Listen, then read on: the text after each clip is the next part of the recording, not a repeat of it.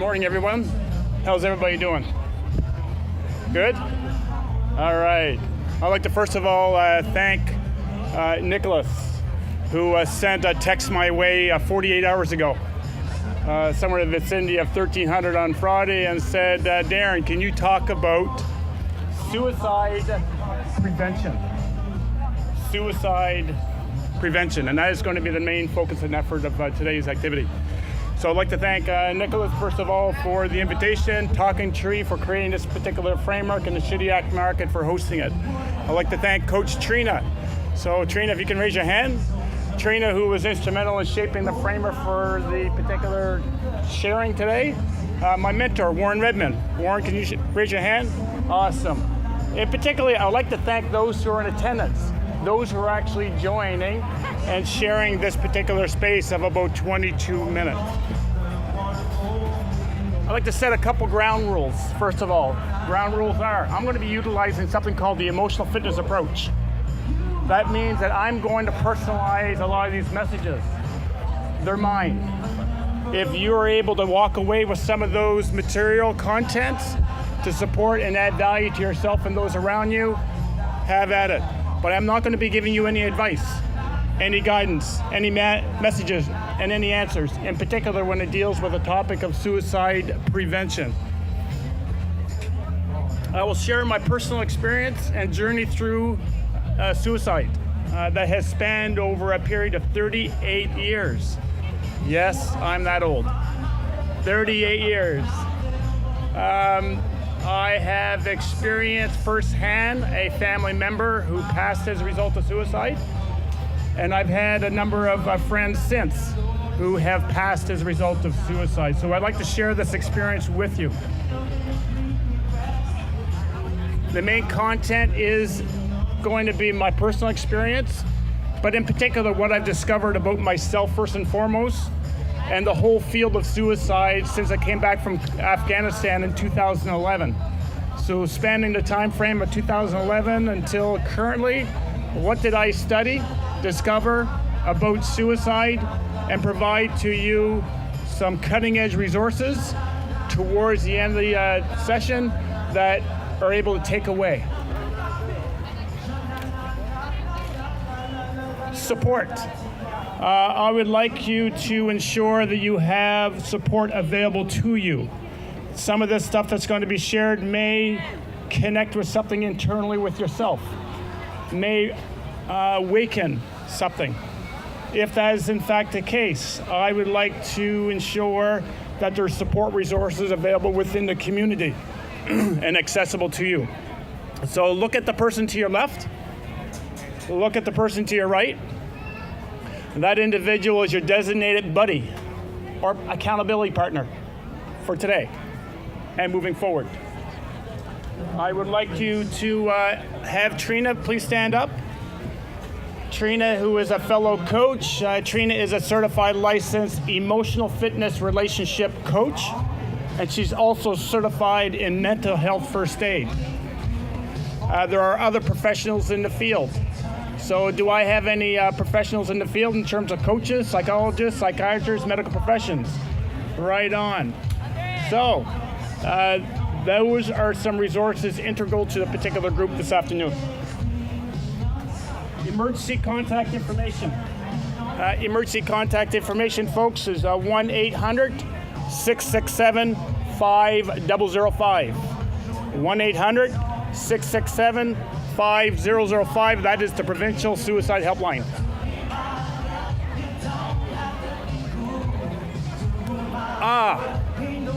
The smell of barbecues, the music, the energy within us today. Look, there's a family over there having fun.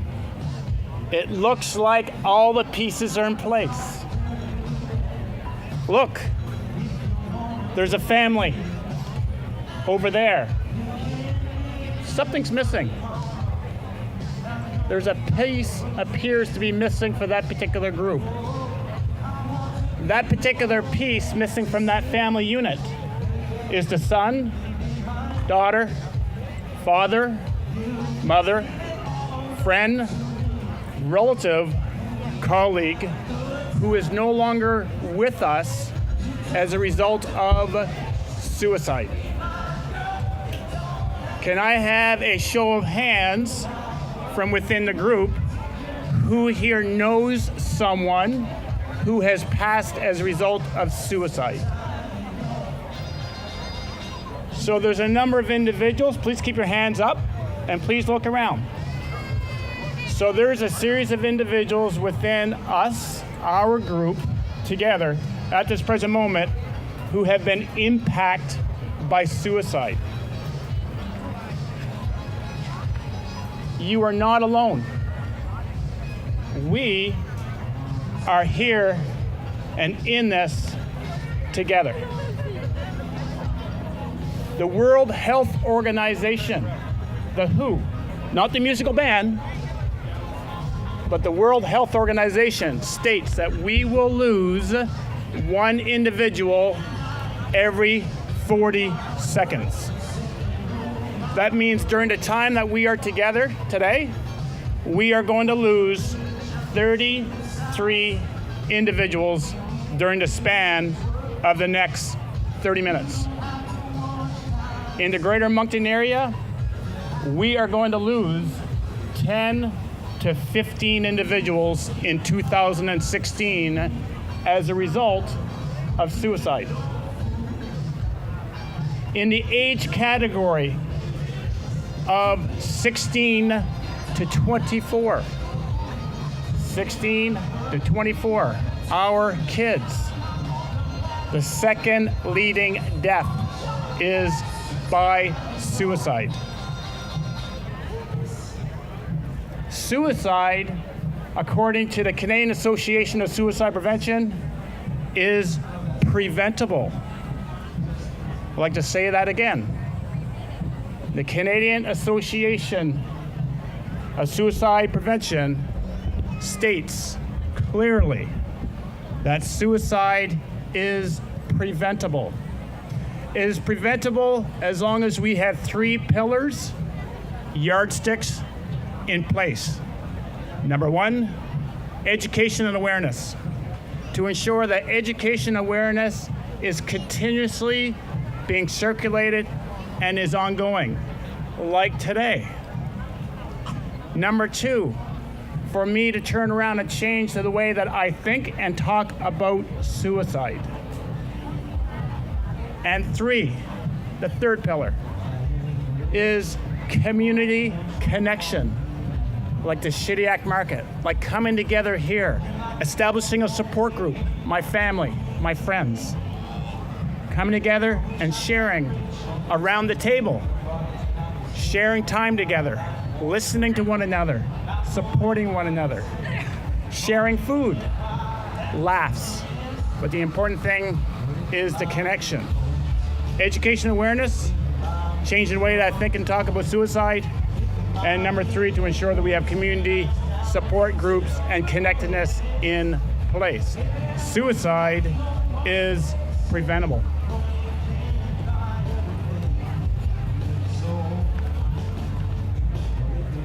I had stated earlier about who here has been impacted by suicide. I have been impacted by suicide.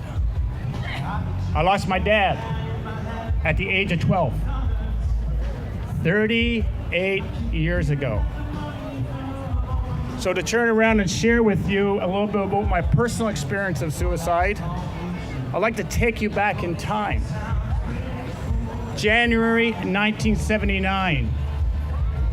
At the age of 12, I was probably about 4 potatoes high. 1979, 12 years of age, preceded by living in an environment that was heavy with domestic violence. My dad was an alcoholic, had some underlying challenges he was working through, escalated. In January 1979, getting ready for school, I walked into my kitchen at home. I walked into the kitchen, it was 7:16. I remember that very clearly on the clock. I walked into the kitchen and I noticed my dad at the kitchen table. He had a shotgun on the kitchen table. He was an animate hunter, loved to hunt, loved to fish. Absolute incredible boat builder, fisherman, and fished these beautiful waters of North Sutherland Strait. And spent lots of time here in beautiful Shediac. I stopped. I asked my dad, "Where's Mom?" Mom was away. Mom was away to take away her sister-in-law to the store and to the hospital. Something didn't feel right. I went back upstairs. I got ready for school. I came back downstairs. I took 6 steps into the kitchen, and at the very end of the kitchen, I could see the kitchen table that my dad was no longer there at. 6 steps, I heard the shotgun go off. Did not physically see, but I could certainly feel and certainly hear the sound of the shotgun that went off and resonated. I froze.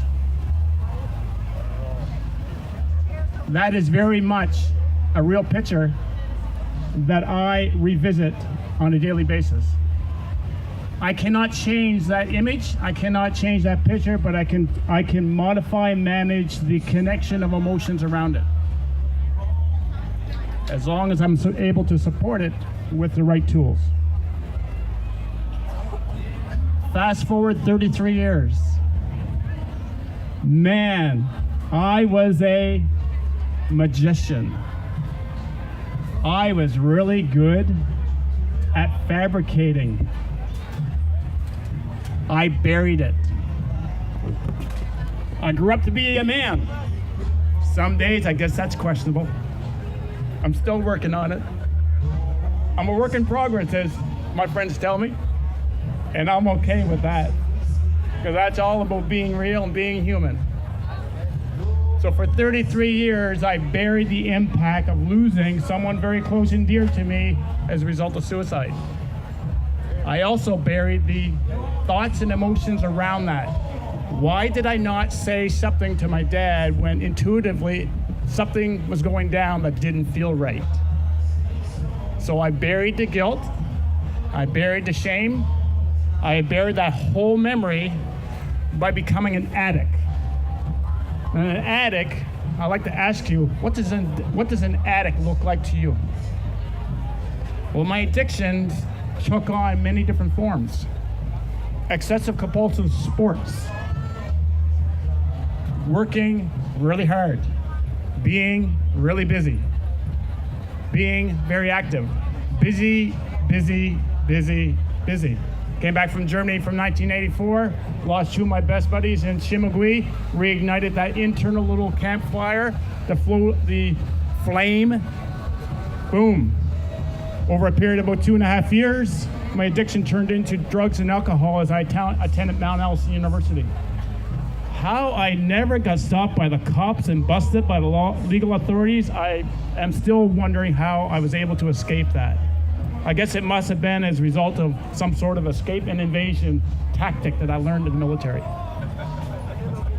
Over a span of excess of 30 years, I was a member of the Canadian Armed Forces. After teaching at the community college for 8.5 years, I put the uniform on, the invisible armor, the military uniform. I'm tough, I'm a man, suck it up. This whole thing came to a head the week of July 2011 in Kabul, Afghanistan, when I walked into my room and I saw my 9mm pistol in a holster on my locker. And I had a C7 machine gun on my bed. C7 machine gun, 9mm pistol. Which one am I gonna pick? What's the pick of the day? And then I flashed back to January 1979. What did it feel like when I lost my dad to suicide? Quickly followed by, I have a beautiful daughter at home at that present moment who was 10 years old, and a son who was 9. I did not want to put my kids through what I went through myself. So I said no.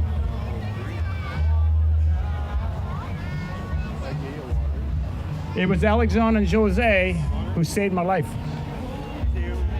And I hear that often from a lot of people. It was my child, it was my kids who kept me alive. Can anybody relate to that? Okay. So I came back, arrived 5 years ago yesterday, in much different weather temperatures than 53 degrees. It was amongst the market season. So what was going on for me? I came back. Before I came back, I cleared through Camp Phoenix and Camp Eggers in Kabul, Afghanistan. I ran into this magical, beautiful nurse. Any nurses in the audience? Who did a medical O clearance with me and said, Darren, tell me about what happened. So I shared, and then the magical question and moment came. Can you share a little bit about your family history? Sure. I shared my story, followed by the question, did you ever get help?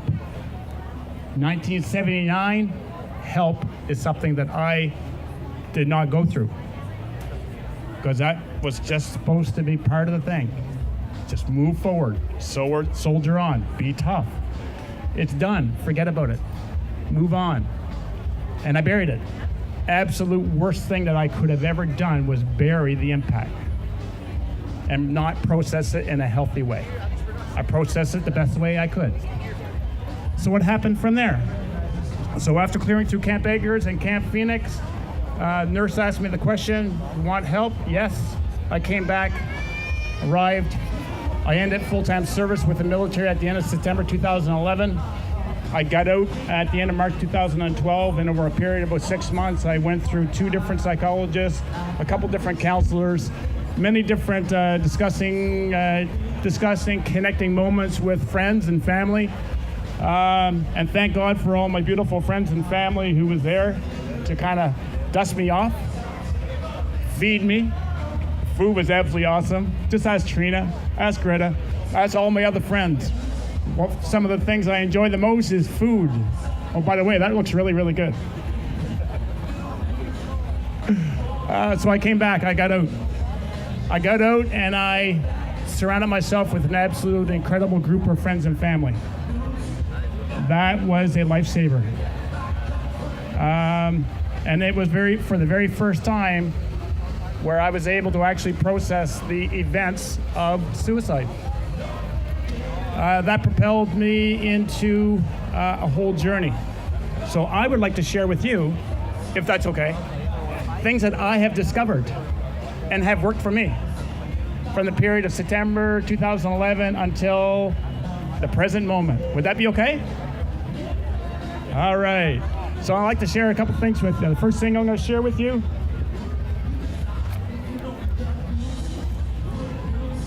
Dreamcatcher, Aboriginal Health Wheel.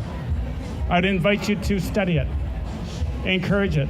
My traditional mindset was to focus on my physical, mental, and spiritual component of my health. Guess what? I lied to myself. Body, mind, spirit was a dysfunctional, incomplete health model for me. Because what I discovered about this is that it contains the body, mind, spirit, and emotional component of my health. 4 separate parts, 4 separate pieces that should be supported with 4 different sets of tools. So, at this present moment, what are some things that I can do to support my physical health? Can I have somebody shout out what is one thing that you do today for your physical health? Food! Food. Another physical activity I can do. Play tennis. My mental health. What is one thing I can do today to improve my mental health? Anybody? Meditate. Speaking. Spiritual health. Speaking. Gym. Spiritual health. What is something I can do today to improve my spiritual health? Pray. Drum. Feed Darren. and the emotional part. What is something I can do today to improve my emotional health?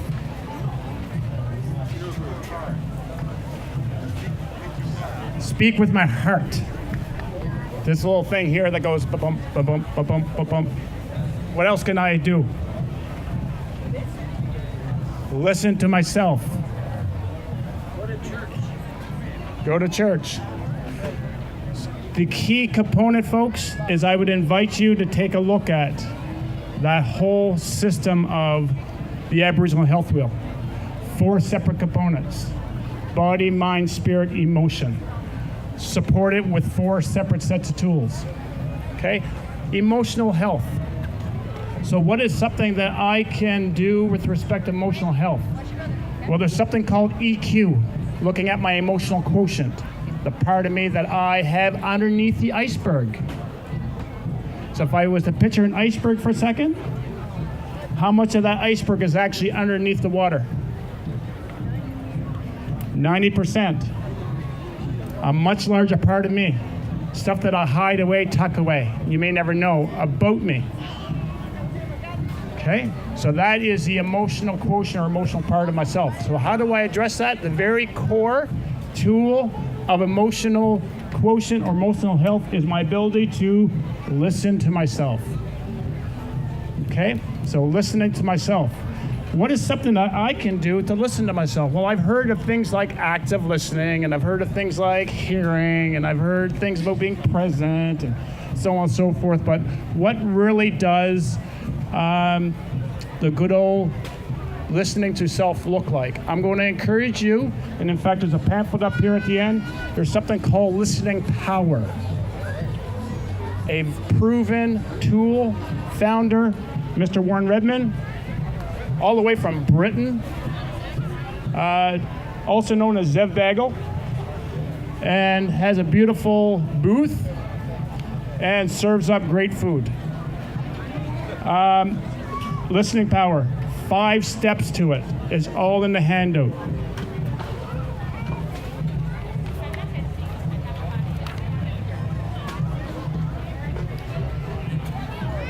Suicide is preventable.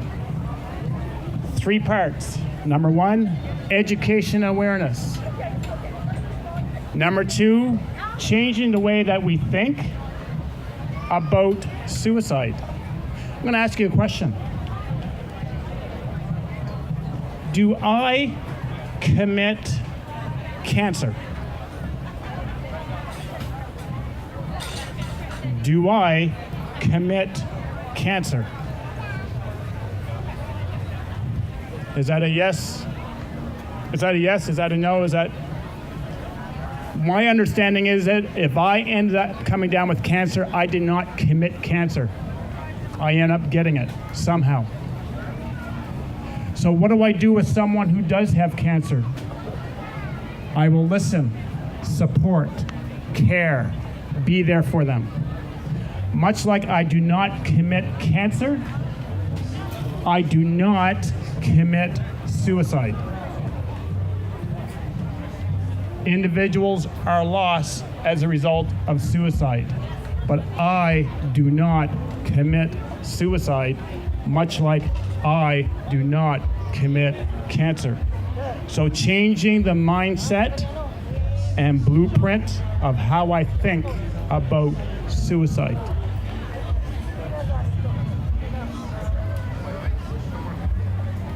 I often hear regarding suicide that it is a mental health issue.